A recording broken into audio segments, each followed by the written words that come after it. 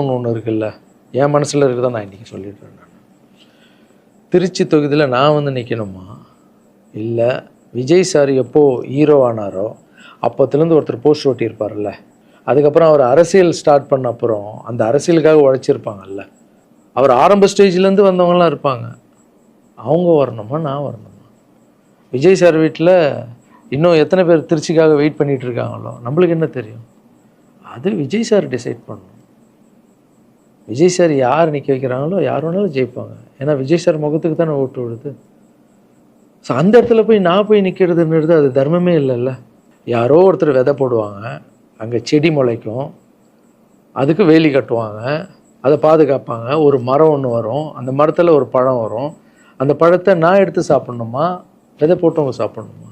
ஒரு வேளை நம்ம போய் சேரணுன்னா எப்படி நம்ம சேரணும்? ஃபஸ்ட்டு உறுப்பினராக போய் சேரணும். உறுப்பினராக சேர்ந்து அந்த கட்சிக்காக 3 வருஷம் உழைக்கணும், 4 வருஷம் உழைக்கணும். கட்சியுடைய எல்லா நலத்திட்டங்களையும் எத்தனை போய் வெளியே சொல்லணும். கடமையை செய் பலனை எதிர்பார்க்காதன்றது தான் என்னுடைய கோட்டை. உழைக்கணும். அப்புறம் கட்சி மேலிடம் பார்த்து சிஎம் பார்த்து நல்லா உழைக்கிறாங்க ஒரு போஸ்ட்டு கொடுத்தா அந்த போஸ்ட்டில் நம்ம இருந்து என்ன பண்ணணுமோ அதை பண்ணணும். அது தர்மம். எல்லாருக்கும் வணக்கம்.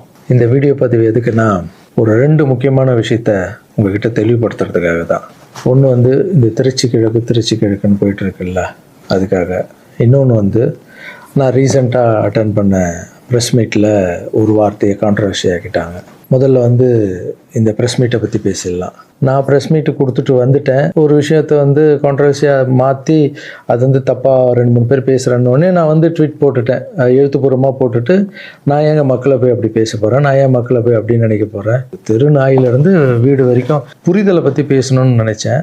நான் பாட்டு ட்வீட் போட்டு எழுத்துப்பூர்வமாக போட்டுட்டு நான் ஷூட்டிங் போயிட்டேன். ஷூட்டிங் பண்ணிகிட்டே இருக்கோம். 2 நாளுக்கு அப்புறம் பார்த்தீங்கன்னா ஃப்ரெண்ட்ஸ் எல்லாம் ஃபோனு, நண்பா நீ இதுக்கு ஒரு வீடியோ போட்டால் நல்லாயிருக்கும், எல்லாம் தப்பாக புரிஞ்சிட்ருக்காங்க, ஒரு சிலர் இதை அட்வான்டேஜாக எடுத்துக்கின்னு உன்னை பற்றி தப்பாக பேசிகிட்டு இருக்காங்க அப்படின்னா, இப்போ அதான் ஒரு தடவை ட்வீட் போட்டுட்டான்ல, விட்டு நம்ம அதுக்கு போய் சும்மா பேசிகிட்டு இருக்கக்கூடாது. தப்பு நம்ம பண்ணால் பரவாயில்ல, நம்ம தான் பண்ணலையே அப்படின்னு விட்டாச்சு. அதுக்கப்புறம் என்னுடைய ட்ரஸ்ட் குழந்தைங்கள்லாம் ஃபோன் போட்டு, நம்ம படிக்க வச்ச குழந்தைங்க அங்கங்கே வேலை பண்ணிகிட்டு இருக்காங்கல்ல, அங்கிள் நீங்கள் இதுக்காக ஒரு வீடியோ போடுங்க ப்ளீஸ், இது ரொம்ப தப்பாக போய்ட்டுருக்கு அப்படின்லாம் பேசினாங்க. என்னடா இது எல்லாம் அப்படி சொல்கிறாங்களே அப்படின்னு பார்க்கும்போது, வீட்டுக்கு போனால் வீட்டில் அம்மாவும் அப்செட்டில் இருக்காங்க. இதுக்கு தான் நான் ஒன்று அரசியலுக்கு போவானு. நான் ஐயோ இது ஏதோ ரொம்ப தப்பாக இருக்குது போல். ஃப்ரெண்ட்ஸுங்கிட்ட எல்லாம் கேட்டு பார்த்தா நம்ம சொன்ன எண்ணங்கள் வேறு, இவங்க தப்பாக பேசிகிட்டு இருக்காங்க, அதுவும் ரொம்ப தப்பாக இருக்குது அப்படின்னும் போது, எனக்கு ரொம்ப க்ளோஸான ஒரு பையன் ஒருத்தர் இருக்கார் என்னுடைய ட்ரஸ்ட்டில். அவர் பேர் ராஜகோபால். அவர் ஒரே ஃபோனில், அங்கிள் நீங்கள் இதுக்கு ஒரு ட்வீட் போட்டு ஆகணும், நீங்கள் அந்த ராஜகோபால் யாருன்னு நான் உங்களுக்கு இன்ட்ரடியூஸ் பண்ண போகிறேன். இது வரைக்கும் நான் பசங்களை டான்ஸ் ஆட வைக்கிறாருன்னு மேலோட்டமாக பார்த்துருக்கீங்க, பசங்களை படிக்க வச்சுருக்காங்கன்னு மேலோட்டமாக பார்த்துருக்கீங்க, அவங்க ஹாப்பியாக இருக்காங்க, இவங்க டான்ஸ் ஆடுறாங்க, இவங்களை படிக்க வைக்கிறாங்க, மாஸ்டர் பர்த்டே கேக் வெட்டுறாரு, இது மட்டும் தானே பார்த்துருக்கீங்க. ஒவ்வொரு வாழ்க்கையிலும் எவ்வளோ கஷ்டம் இருக்குது, அவங்கள நான் எவ்வளோ கஷ்டப்பட்டு வளர்த்தேன் அப்படின்றதெல்லாம் அப்போல்லாம் ரீல்லாம் இல்லை. இப்போ சொல்கிறேன், ஒரே ஒரு பையனுடைய அவர் எப்படி சேர்ந்தார், அவருடைய கஷ்டம் என்ன, நான் எவ்வளோ கஷ்டப்பட்டேன், அவர் இப்போ எந்த நிலைமையில் இருக்கார், எந்த நிலைமையில் இருந்தாலும் நான் அவர் எப்படி விடாமல் இருக்கன்றதை அந்த பையனை இன்ட்ரடியூஸ் பண்ணுறவாங்க. இவர் பேர் தான் ராஜகோபால். இந்த வீடியோவில் பேசியே அவனுன்ற முடிவில் வந்திருக்காரு. இவர் நிறைய ஆசைப்பட மாட்டார், ஏதாவது ஆசைப்பட்டு கேட்டால் செஞ்சிடணும், எல்லாம் கொஞ்சம் கோவம் வர அவருக்கு. இவர் யாருன்னு முதல்ல நான் சொல்கிறேன். இவர் சேர்ந்தது 20 வருஷத்துக்கு முன்னாடி என்கிட்ட சேர்ந்தார். எப்படி தெரியுமா சேர்ந்தார்? நைட் நான் படுத்துட்டு இருக்கேன், ஒரு 11 மணிக்கு சொல்கிறாங்க, கீழே உங்கள் வீட்டு கீழே யாரோ ஒருத்தர் வெயிட் பண்ணுறாங்க சார், உங்களை பார்க்கணும் அப்படின்னு சொல்கிறாங்க. இல்லைங்க 11 மணி ஆயிடுச்சு, காலையில் வர சொல்லுங்க அப்படின்னு. ஒரு சிலர் படிப்புக்கு ஹெல்ப் கேட்டு வருவாங்க, இந்த ஆர்ட் ஆப்ரேஷன் ஹெல்ப் கேட்டு வருவாங்க அப்படின்னு நினச்சி, சரி படிப்புக்காக தான் வந்திருப்பாங்கன்னு நான் நினச்சிக்கிட்டு காலையில் வர சொல்லுங்கன்னு சொல்கிறேன். இல்லை அப்பா அம்மா இல்லை, யாருமே இல்லை, ஊர்லேருந்து உங்களை நம்பி வந்துட்டாராம், ஸோ உங்களை பார்க்கணுன்னு வெயிட் பண்ணுங்கிறார். கீழே போய் பார்த்ததும் தான். அப்போ இவர் கொஞ்சம் நடப்பார், நல்லா நடப்பார், கொஞ்சம்னா பெண்டாய் நடந்து போய் வர அளவுக்கு இவரால் முடியும். போய் பார்த்தேன், அப்படியே கண்ணில் அப்படியே தண்ணி, அப்படியே கலங்கி என்னை அப்படியே கட்டி பிடிச்சார் 20 வருஷத்துக்கு முன்னாடி இவர். ஸோ அந்த அணைப்பிலே எனக்கு ஃபீல் ஆச்சு, இது வலி உள்ளே ரொம்ப இருக்குது, அவருக்குள்ளே நிறைய வலி இருக்குதுன்னு என்னால் ஃபீல் பண்ண முடிஞ்சது. ஏடாக நானும் உட்காந்து கேட்டேன், இல்லை சார் எனக்கு அப்பாவும் இல்லை அம்மாவும் இல்லை யாரும் இல்லை, என்னால் கொஞ்சம் தான் நடக்க முடியும், எனக்கு நீங்கள் உங்களை பற்றி கேள்விப்பட்டேன் சார், நான் இங்கேயே உங்கள் கூடவே தங்கிக்கிறேன் சார், உங்களை பற்றிலாம் நான் படிச்சிருக்கேன் சார், எனக்கு அப்பாவா அம்மாவா இருந்து நீங்கள் என்னை பார்க்கணும் சார் அப்படின்னு. அந்த நைட் டைமு, அவருடைய பேகு, நடக்க முடியாத ஒரு சூழல் அப்படியே பார்த்து அப்போ தான் நான் ஆரம்பித்து சின்ன சின்ன குழந்தைங்க இருக்காங்க, பெரியவங்களை எப்படி சேர்த்துக்கிறது உள்ள, குழந்தைங்க கூட போய் எப்படி நம்ம இவங்கள மிக்ஸ் பண்ணுறது, இந்த டவுட்டெல்லாம் இருக்குது மைண்டில். இதெல்லாம் ஓடுது. எல்லாம் சின்ன பசங்களாக இருக்காங்க, இவர் பெரியவராக இருக்கார், எப்படி உள்ள இதெல்லாம் போயிட்டு இருக்கும்போது கூட யோசனை பண்ணிக்கிட்டே இருக்கேன். பட் எது நடந்தாலும் இல்லை, கடவுள் அமைச்சிருக்காரு, அவ்வளோதான். சேவையே கடவுள், வாங்கண்ணா பார்த்துக்கலாம் அப்படின்னு அவர் அப்படியே உள்ளே கூப்பிட்டு போனேன். கூப்பிட்டு போய் ஃபஸ்ட் டைம் சாப்பாடு போடுறோம் வீட்டில். அந்த பசியில் அவர் சாப்பிட்டது அதெல்லாம் கூட இன்னும் கூட எனக்கு ஞாபகம் இருக்குது. அந்த பசியில் சாப்பிடும்போது கண் கலங்கிட்டே இருந்தார், அவ்வளோ பசியில் இருந்தார் அவர். ஸோ இவருக்கு வந்து கீழே ஒரு ரூம் கொடுத்து, ஆஃபீஸ்க்கு போகிறதுக்கு முன்னாடி கீழே ஒரு ரூம் கொடுத்து, இவருக்குன்னு ஒரு செப்பரேட் ரூம் கொடுத்து, குழந்தைங்கள்லாம் உள்ளே இருப்பாங்க, இவர் மட்டும் ஆஃபீஸ்க்குள்ளே போகிறதுக்கு முன்னாடி ஒரு ரூம் கொடுத்து இங்கே தங்குங்கன்னொடனே அவர் அழுது எல்லாம் பயங்கர ஹாப்பியாக ஸ்டே ஆகிட்டார். அப்புறம் பார்த்தீங்கன்னா அப்படியே காலம்போது என் கூடவே இருக்காரு, ஹாப்பி. எல்லாமே மறுபடியும் இம்ப்ரூவ் ஆயிடுச்சு. ஒரு 3-4 வருஷத்துக்கு அப்புறம் ட்ரஸ்ட்டுக்கு நிறைய பேர் வந்து போகிறது இதெல்லாம் இருந்தது. அப்புறம் ஆஃபீஸில் வந்து உட்காருவோன்னா இவர் ரூம் பக்கத்துலேயே இருந்ததால் நான் என்ன சொன்னேன்னா, கண்ணா நம்ம ரூம் நம்ம மேலே மாற்றிக்கலாம், ஏன்னா ஆஃபீஸ் இருக்குது, உங்களுக்கும் தூங்கணும், டிஸ்டர்ப் ஆகும், நிறைய க்ரௌட் வந்துட்டு போகிறாங்க அப்படின்னு கேஷுவலாக நம்ம பிள்ளை தானே, நீ மேலே எடுத்துக்கிடா கண்ணா அப்படின்னு சொல்லிட்டு போயிட்டேன். திடீர்னு நைட்டு ஃபோன் வருது, ராஜகோபால் கழுத்தை அறுத்துக்கிட்டாரு, அவருக்கு ரத்தம் ஊற்றுதுன்னு. என்னன்னு புரியல. நானும் ஒய்ஃபு எல்லாம் பதறிச்சுட்டு ஓடணும். போய் பார்த்தா ஒரு பிளேடில் எடுத்து கழுத்தை அறுத்துட்டு இருக்காரு. என்னன்னு ஒர்க்கர்ஸ் கிட்ட கேட்டால் அவங்க சொல்கிறாங்க, இல்லை நீங்கள் கீழே ரூம்லேருந்து மேலே மாற்றிட்டீங்களா அப்படின்னு. பார்க்கறதுக்கு தான் இவர் விளையாட்டு பிள்ளை மாதிரி இருப்பார், அமைதியாக இருப்பார், பயங்கர வால் இது. உடனே நைட்டு ஹாஸ்பிட்டலுக்கு அந்த சூழலை கொஞ்சம் நினச்சி பாருங்களேன். இதெல்லாம் இல்லாமல் நான் நார்மலாக நிம்மதியாக படம் பண்ணணுமா, வந்தோமா, எக்ஸசைஸ் பண்ணணுமா, தூங்கணுமா அப்படின்னு நான் இருந்திருக்கலாம்ல. மக்களுக்கு ஏதோ ஒன்று பண்ணணும் தானே.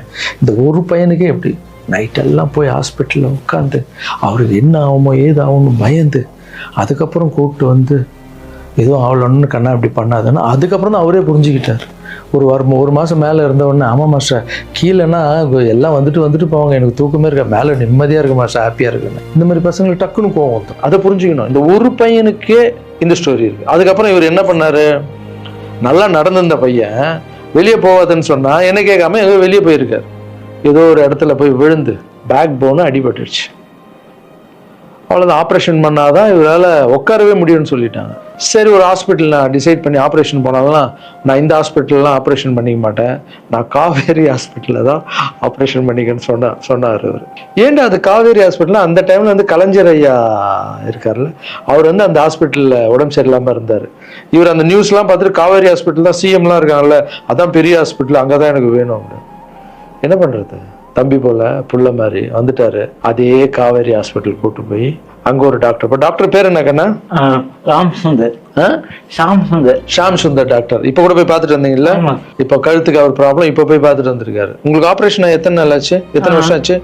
5 வருஷம். 5 வருஷத்துக்கு முன்னாடி அந்த காவேரி ஹாஸ்பிட்டலே போய் இவருக்கு ஆபரேஷன் பண்ணி, இதெல்லாம் பப்ளிசிட்டி பண்ணணும்னு சொல்லியிருந்தா கீழே விழுந்தது போட்டிருக்கணும், ஆப்ரேஷன் டாக்டர் எப்படி பண்றாருன்னு போட்டிருக்கணும். ஆப்ரேஷனுக்கு அப்புறம் என்ன தெரியுமா நடந்தது, அதுதான் ஆப்ரேஷனுக்கு அப்புறம் இவரால் நடக்க முடியாது, ஒரு ஆளை போட்டு தான் பார்த்துக்கணும்னாங்க. அப்புறம் இவருக்கு ஒரு அம்மா வேலைக்கு ஆளை போட்டோம் இவரை பார்த்துக்கிறதுக்கு வீட்டில். இதெல்லாம் என் சொந்த வீட்டில் வளர்க்குறேங்க, நான் ஃபஸ்ட்டு வாங்கின வீட்டில் வளர்க்குறேன். ஆமாம், இதெல்லாம் என்ன சர்வீஸு, மக்களுக்காக பண்ணுறது. மக்கள் பணத்தால் தான் நான் நல்லா இருக்கேன். மக்களை போய் நான் தப்பாக பேசினேன்னு சொன்னோன்னே வலிச்சிருச்சு. எங்கள் அம்மாவே வீட்டுக்கு போகிற அழுதுட்டாங்க, இதுக்கு தான் நீ அரசியலுக்கு போவானான்னு சொன்னேன். ஒரு பையனுக்கு எப்படின்னா எத்தனை ஃபிசிக்கல் சேலஞ்சு நீங்கள் பார்த்துருப்பீங்க, என்னெல்லாம் நடந்திருக்கும் என் லைஃப்பில். அதோட 60 குழந்தைங்களுக்கு என்னென்ன ப்ராப்ளம். ஒரு குழந்தைக்கு கொரோனா வந்து எல்லா குழந்தைக்கும் கொரோனா வந்து. இப்போ தான் வந்து ட்ரஸ்ட்டில் எல்லா பசங்களும் பெருசாகிட்டாங்க, ஒரே ட்ரஸ்ட்டில் இருக்கக்கூடாதுன்னு பசங்க அங்கங்கே படிக்க வச்சு அவங்க பாட்டி வீட்லேயும் அங்கங்கே இருக்காங்க. இப்போது ஒரு வாரத்துக்கு முன்னாடி தான் ஃபாதர்ஸ் டே வந்தது. நான் வளர்த்த குழந்தைங்க எல்லாரும் எனக்கு வந்து செலிப்ரேட் பண்ணுறாங்க. இன்னும் நம்ம இங்கே தானே வளர்ந்தோம், அப்பா தானே வளர்த்தாருன்னு என்னை பார்த்து இந்த பூச்செண்டு கொடுக்கும்போதெல்லாம் எனக்கு அவ்வளோ ஒரு சந்தோஷம். அதனுடைய அன்பு பார்த்தீங்கல்ல, யாருக்காவது கிடைக்குமா? ஸோ இதெல்லாம் மக்களுக்கு மேலே வச்சுட்டு இருக்க அன்பு மட்டும்தான். நீ பேசணுமா? என்ன பேச போற? அதான் நான் அங்கிள் சொல்லிட்டேன் உன்னை பற்றி எல்லாமே. நான் கொஞ்சம் உண்மையாக சொல்லணும். சரி சொல்லு. இது வந்து யார் நம்ப மாட்டாங்க. இப்போ நான் வந்து பாதிக்கப்பட்டவன். சரி சொல். நீங்கள் எப்படி பார்த்துட்டீங்கன்னா அந்த கடவுளுக்கும் எங்கள் அம்மாவுக்கு தான் தெரியும். இது நான் வந்து மக்கள் முன்னாடி உங்களுக்கு நான் உண்மையாக சொல்லுவேன். நான் கும்பிட அனைத்து கடவுள் மேலானே என்னை பெற்ற அம்மா மேலானே சொல்லுவேன். இந்த பின்னாடி நிற்காதுல இவர் எங்கள் சார் மட்டும் இல்லை, எனக்கு அம்மா அப்பா எல்லாமே இவர் தான். எங்கள் அப்பா பெரிய கோடீஸ்வரர் அப்படின்னு என்னை வந்து நான் இப்படி வாழ்ந்துட்டேன் அப்படின்னு எங்கள் அம்மா என்னையும் அனாதையை விட்டுட்டாரு. எங்கள் அம்மா என்னை விட்டு போனதுக்கப்புறம் இந்த உலகத்தில் எப்படி வாழ போகிறோம் அப்படின்னு ரொம்ப தயக்கமாக இருக்கு. இது நீ ஃபீல் பண்ணக்கூடாதுன்னு நான் பேசினேன். இங்கெல்லாம் அதெல்லாம் இருக்கக்கூடாது, புரியுதா? இல்லை டே ஆமா, இதெல்லாம் அழக்கூடாது. நீ ஸ்டாப் பண்ணி பேச வேணாம், நீ பேச வேணாம். இல்லை நான் பேச ஆகணும்.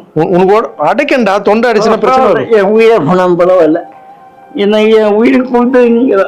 இப்போ எங்கள் அம்மா என்னை எப்படி 10 மாதம் சுமந்து பெற்றாங்களோ அது மாதிரி இப்போ நான் உயிரோட உங்கள் முன்னாடி இருக்கேன்னா இந்த இவர் கொடுத்த தைரியமும் இவர் கொடுத்த 10 லட்ச ரூபா செலவு பண்ணி தான் நான் இப்போ உட்காந்துருக்கேன். இன்னொரு தகுதிக்கு அவ்வளோ கூடிய ஹாஸ்பிட்டலில் நான் போய் ஆப்ரேஷன் பண்ணது கனவு கூட நினைக்க முடியாது. ஒருத்தங்க ஹாஸ்பிட்டலில் போய் சேர்க்கும் போது அவங்க சொந்த பண்ணோம் ஏதாவது வந்து பார்ப்பாங்க, ஆனால் என்னையாலும் வந்து பார்க்கறதுக்கு ஆள் கிடையாது. ஆனால் என் மாசு அந்த ஒரு கோலை கூட தெரியாமல் டெய்லி வந்து பார்ப்பாரு. போதும் உங்க பேர் ஆல்ரெடி கழுத்து வலியில் இருக்க, ரொம்ப பேச எமோஷனல்லாம் டிஸ்டர்ப் ஆகும். உங்க கிட்ட போய் சொல்ற இந்த உலகத்துக்கு நான் வந்து நீங்க எப்படி சொல்லி நான் போனா கூட பரவாயில்ல. ஏன்னா உங்க எல்லாரையும் தப்பா பேசுறேன், எனக்கு ரொம்ப கஷ்டமா இருக்கு. சரி அதெல்லாம் புரிஞ்சுப்பாங்க கண்ணா, அதெல்லாம் மக்கள் தப்பா பேசல, தப்பா பேசுற மாதிரி பண்றாங்க. நான் சொந்த வீட்டை கூட எங்களுக்காக கொடுத்துட்டு போய் வாழை வீட்டுல போயிருந்தாரு. இந்த காலத்துல அப்படி யாருங்க செய்வா? இந்த ஒரு பையனுடைய வாழ்க்கையில எவ்வளோ கஷ்டங்க, எத்தனை குழந்தைங்க வளர்த்துருப்பேன், எவ்வளோ கஷ்டத்தை பார்த்துருப்பேன். எனக்கு ஒன்றே ஒன்று பண்ணுங்க, எங்கள் அண்ணன் தப்பாக பேசியிருக்க மாட்டார், யார் என்ன தான் சொன்னாலும் அவர் இதை பண்ணியிருக்க மாட்டார்ன்ற சப்போர்ட் மட்டும் எனக்கு போதும். ஏன்னா எங்கள் அம்மாண்ட இவ்வளோ கெஞ்சி எத்தனை வருஷத்துக்கு அப்புறம் அம்மா ப்ளீஸ்மான்னு சொல்லி விஜய் சார் வந்ததால் ஒரு நம்பிக்கை வந்து அம்மா போன்னு சொன்னாங்க. இப்போது இந்த விஷயம் எப்போ ஸ்டார்ட் ஆச்சோ இந்த கான்ட்ரவர்சி, அப்போத்துலேருந்து அம்மா மறுபடியும் பார்த்தியா நான் இதான் சொன்னார். சரி, ஏன்னா அம்மாவுக்கு 70 வயசு ஆகிடுச்சு, பாவம் அவங்க சொல்லி புரிய வைக்க முடியாது. அம்மா ஒரு சிலர் தான் வீடியோ போடுறான், பொதுமக்களுக்கு ஒன்றுமே இல்லை நம்ப மாட்டாங்கன்னு சொன்னால் கூட அவங்களுக்கு ஒரு மாதிரி இருக்கும். வயசானவங்க நம்ம போய் எதுவும் பேச முடியாது. ஏன்னா நிறைய பேர் நான் பார்க்குறேன், இன்னும் எல்லாத்துக்கும் அம்மான்னு. அம்மா தானே சார் எனக்கு என்னுடைய ஃபஸ்ட்டு ரசிகை, எங்கள் அம்மா ஃபஸ்ட்டு குரு, ஃபஸ்ட்டு டீச்சரு, அதுக்கப்புறம் என்னுடைய தெய்வம், என்னுடைய பெஸ்ட்டு ஃப்ரெண்டு, எல்லாமே என் வாழ்க்கையில் தாய் தாங்க. தாய் இல்லைன்னா நான் இல்லவே இல்லைங்க. நான் மட்டும் இல்லைங்க, இந்த உலகத்தில் யாருமே இல்லை. என் தாயுடைய ஆசீர்வாதம்னா நான் வந்தே இருக்க முடியாது. நான் பேசினா தாயின்னு வரும், அது வரலன்னா தான் தப்பு. நீங்கள் என்ன எல்லாத்துக்கும் தாய் நான் அப்படி தான். அப்புறம் இன்னொரு வார்த்தை கூட கேட்குறீங்க, ஏன் வர்றதுன்னா வர வேண்டியதானே, ஏன் மக்கள்கிட்ட போய் கேட்கணும்? மக்கள் திருப்பி மகிழ்ச்சியும் திருப்பின்ட்டு இருக்குல்ல. மற்றவங்களாம் கேட்க மாட்டாங்க, வந்துடுவாங்க. நான் மற்றவங்க கேட்க மாட்டாங்க, நான் கேட்பேங்க. என் சொந்தத்தை எல்லாரையும் கேட்குறேன், அதுமாரி மக்கள்கிட்ட ஒரு வார்த்தை கேட்டா என்ன தப்பு? ஏன்னா அவங்க தான் என்னை வாழ வச்சாங்க, அவங்க தான். ஒரு வேளை வந்து எல்லாரும் சொன்னால் நீ அரசியலுக்கு வராத, ட்ரஸ்ட் விஷயமே போதும்னு ஒரு வேளை அவங்க நினச்சிருந்தா கேட்குறதுல என்ன தப்பு? அவங்களுக்கு மரியாதை கொடுக்குறதுல என்ன தப்பு? இனிமேல் நான் கேட்டு தான் பண்ணுவேன். 4 பேருக்கு சாப்பாடு போட்டால் அரசியலுக்கு வந்துடலாமா? மாற்றுத்திறனாளிக்கு 2 பேருக்கு டான்ஸ் சொல்லி கொடுத்துட்டா அரசியலுக்கு வந்துடலாமா அப்படின்னு கேட்குறீங்க. நான் 4 பேருக்கு சாப்பாடெல்லாம் போடலாங்க. பார்த்தீங்கல்ல, ஒருத்தருடைய லைஃபையே வளர்த்து எடுக்கிறேங்க, ரொம்ப கஷ்டம். எல்லாரும் அரசியலுக்கு நான் வந்த அப்புறம் இதை பண்ணுறேன் அதை பண்ணுறேன்னு சொல்லுவாங்க, ஆனால் நான் பண்ணிட்டு வரேன்னு சொல்கிறேன். இன்னும் வரேன்னு கூட சொல்ல. அதுக்குள்ளே அப்படி பேசாதீங்க. 4 பேருக்கு சாப்பாடு போட்டு அரசியலுக்கு வந்துடுறேன். நான் என்னுடைய கஷ்டம் ரொம்ப பெரிய கஷ்டங்க, ரொம்ப வலி இருக்குது எனக்குள்ளே. நான் நிஜமாக உழைச்சிருக்கேன். இதெல்லாம் கேட்கும்போது மனசுக்கு ரொம்ப கஷ்டமாக இருக்குது. முன்னாடி ஏதோ பேசிட்டீங்க, இந்த வீடியோ பார்த்தீங்களா, இப்போவாது என் கஷ்டம் புரிஞ்சிருக்கும். இனிமேல் அப்படி யாரும் தப்பாக பேசாதீங்க. இந்த திருச்சி கிழக்கு தொகுதி, ஸோ நிறைய பேர் இடத்துல பார்த்தீங்கன்னா திருச்சி தொகுதியில் லாரன்ஸ் மாஸ்டர் நிற்கிறாரு. நிறைய பேர் அண்ணா நீங்கள் வாங்கினா, நீங்கள் வந்தால் நாங்கள் ஓட் போடுறோன்னா, வெல்கம்ண்ணா இதெல்லாம் சொல்கிறீங்க. நான் ஷூட்டிங் போகிற இடத்துல நான் ஏதாவது ஆஃபீஸ் போனால் கூட வாங்க எம்எல்ஏ சார் திருச்சி தொகுதியில் நிற்கிறீங்களா, எல்லாருமே சந்தோஷமாக கூப்பிட்டீங்க, அன்பாக கூப்பிட்டீங்க. உங்கள் அன்புக்கு எல்லாருக்கும் நன்றி. பட் அது எது தர்மம்னு ஒன்று இருக்குல்ல, என் மனசில் இருக்கிறத நான் இன்றைக்கி சொல்லிடுறேன். நான் திருச்சி தொகுதியில் நான் வந்து நிற்கணுமா, இல்லை விஜய் சார் எப்போது ஹீரோ ஆனாரோ அப்போத்துலேருந்து ஒருத்தர் போஸ்ட் ஓட்டியிருப்பார்ல, அதுக்கப்புறம் அவர் அரசியல் ஸ்டார்ட் பண்ண அப்புறம் அந்த அரசியலுக்காக உழைச்சிருப்பாங்கல்ல, அவர் ஆரம்ப ஸ்டேஜ்லேருந்து வந்தவங்களாம் இருப்பாங்க, அவங்க வரணுமா நான் வரணுமா? விஜய் சார் வீட்டில் இன்னும் எத்தனை பேர் திருச்சிக்காக வெயிட் பண்ணிகிட்டு இருக்காங்களோ நம்மளுக்கு என்ன தெரியும்? அது விஜய் சார் டிசைட் பண்ணணும். விஜய் சார் யார் நிற்க வைக்கிறாங்களோ யார் வேணாலும் ஜெயிப்பாங்க. ஏன்னா விஜய் சார் முகத்துக்கு தானே ஓட்டு விடுது. ஸோ அந்த இடத்துல போய் நான் போய் நிற்கிறதுன்றது அது தர்மமே இல்லைல்ல. யாரோ ஒருத்தர் விதை போடுவாங்க, அங்கே செடி முளைக்கும், அதுக்கு வேலி கட்டுவாங்க, அதை பாதுகாப்பாங்க, ஒரு மரம் ஒன்று வரும், அந்த மரத்தில் ஒரு பழம் வரும், அந்த பழத்தை நான் எடுத்து சாப்பிட்ணுமா விதை போட்டவங்க சாப்பிட்ணுமா? ஒரு வேளை நம்ம போய் சேரணுன்னா எப்படி தெரியுமா சேரணும்? ஃபஸ்ட்டு உறுப்பினராக போய் சேரணும். உறுப்பினராக சேர்ந்து அந்த கட்சிக்காக 3 வருஷம் உழைக்கணும், 4 வருஷம் உழைக்கணும். கட்சியுடைய எல்லா நலத்திட்டங்களையும் எடுத்துன்னு போய் வெளியே சொல்லணும். கடமை செய் பலனை எதிர்பார்க்காதன்றது தான் என்னுடைய கோட்டை. உழைக்கணும். அப்புறம் கட்சி மேலிடம் பார்த்து சிஎம் பார்த்து நல்லா உழைக்கிறாங்க ஒரு போஸ்ட்டு கொடுத்தா அந்த போஸ்ட்டில் நம்ம இருந்து என்ன பண்ணணுமோ அதை பண்ணணும். அது தர்மம். நான் ஃபஸ்ட்டு என்னுடைய நிலைப்பாடை சொல்கிறேன். நான் எதுக்கு அரசியல் வந்திருக்கேன், ஏன் வந்திருக்கேன், யார் கூட போக போகிறேன் அப்படின்றத இன்ஃபார்ம் பண்ணுறேன். ஒரே ஒரு விஷயம் அவர்கிட்ட ஹெல்ப் கேட்க போகிறேன், எனக்காக இல்லை. எப்படி நம்ம ஹெல்ப் கேட்க போகிறேன்? கலைஞர் ஐயா இருந்தார், அவர் இருக்கும்போது நான் ஒரு சில குழந்தைங்கிட்ட ஆப்ரேஷனுக்கெல்லாம் ஹெல்ப் கேட்டேன், அவரும் பண்ணார். அதுக்கப்புறம் உதயநிதி ஸ்டாலின் சார், அவர்கிட்ட இப்போ தான் லேட்டஸ்ட்டாக ஒரு 2 மாதத்துக்கு முன்னாடி என்னுடைய மாற்றுத்திறனாளி பசங்க மல்லர் கம்பம் கற்றுக்கிட்டாங்க. மல்லர் கம்பம்னா ஒரு கட்டையை வச்சுட்டு அதுக்குள்ளே டான்ஸ் ஆடுறது கஷ்டப்பட்டு கற்றுக்கிட்டாங்க. அவங்களுக்கு ஷோஸ் எல்லாம் வேணும்னு அவர் நம்பர் என்கிட்ட இல்லை, கேட்டு வாங்கி ஒரு வீடியோ அனுப்பிவிட்டேன், அவ்வளோதான். அவர் என்ன பண்ணார்னா ஸ்டாலின் சார் சிஎம் சாருக்கு இதை அனுப்பி கேட்டு ஒரு வாரத்தில் சிஎம் சார் முன்னாடியே ஆட வச்சுட்டாங்க. ஸோ அவங்கெல்லாம் அப்படி பண்ணியிருக்காங்க.